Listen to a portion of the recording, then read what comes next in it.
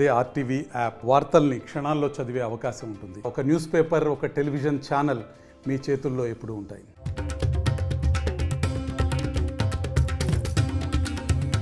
వనదేవతల ఘనమైన జాతర మేడారం సమ్మక్క సారలమ్మ జాతర.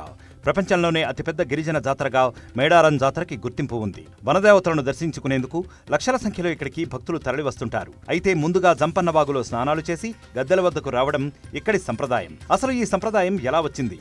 సంపెంగ వాగు జంపన్న వాగులా ఎలా మారింది? ఈ వాగుకి ఉన్న మహిమలేంటో ఇప్పుడు చూద్దాం.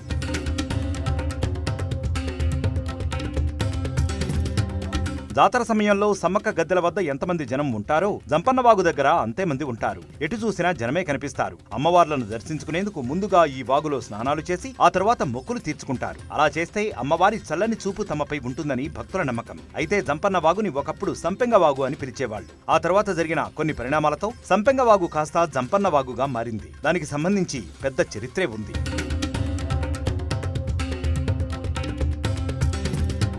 మేడారాన్ని పాలించే పగిడిద్దరాజు కాకతీయుల సామ్రాజ్యానికి సామంతుడు. పొలవాసని పాలించే గిరిజన దొర మేడరాజు కూతురు సమ్మక్కతో పగిడిద్దరాజుకి వివాహం జరుగుతుంది. వీరికి 2 కుమార్తెలు, 1 కుమారుడు ఉన్నారు. సారలమ్మ, నాగులమ్మ కుమార్తెలైతే జంపన్న కుమారుడు.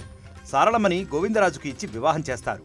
తరువాత కాలంలో కప్పం కట్టలేదన్న గొడవతో కాకతీయ చక్రవర్తి ప్రతాపరుద్రుడు మేడారంపై దండెత్తుతాడు. ఆ యుద్ధంలో పగిడిద్దరాజు ఆయన సైన్యంతో పాటు భార్య సమ్మక్క, పిల్లలు అంతా యుద్ధం చేస్తారు. ఈ పోరులో పగిడిద్దరాజు, గోవిందరాజు, నాగులమ్మ యుద్ధక్షేత్రంలోనే చనిపోతారు. అప్పటికే తీవ్ర గాయాలతో ఉన్న జంపన్న తమ ఓటమిని ఒప్పుకోలేక, శత్రువుల చేతిలో చావడం ఇష్టం లేక వెళ్లి సంపెంగ వాగులో దూకి ఆత్మహత్య చేసుకుంటాడు. అప్పటి నుంచి సంపెంగ వాగు జంపన్న వాగుగా మారింది. మరోవైపు సమ్మక్క సారలమ్మ వెనుక కత్తులు దిగినా నడుచుకుంటూ చిలకలగుట్ట వద్దకు వెళ్లి అదృశ్యమవుతారు. అక్కడే కోయదొళ్లకు పుట్టపై ఒక కుంకుమ భరిణ కనిపిస్తుంది. అప్పటి నుంచి ప్రతి 2 ఏళ్లకోసారి ఈ జాతర నిర్వహించడం ఆనవాయితీగా మారింది.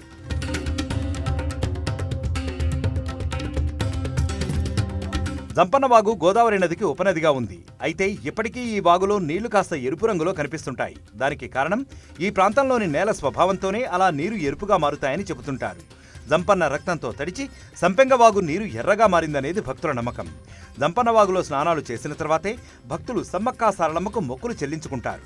ఈ నీటిలో పవిత్ర స్నానాలు చేయడం ద్వారా వారిని రక్షించే దేవతల త్యాగాన్ని గుర్తు చేస్తుందని నమ్ముతుంటారు.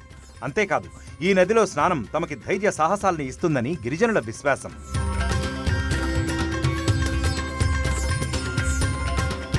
మరిన్ని వీడియోస్ కోసం ఛానల్ ని సబ్స్క్రైబ్ చేయండి. లేటెస్ట్ అప్డేట్స్ కోసం వాట్సాప్ ఛానల్ ని ఫాలో చేయండి. అండ్ లింక్ డిస్క్రిప్షన్ లో ఉంది.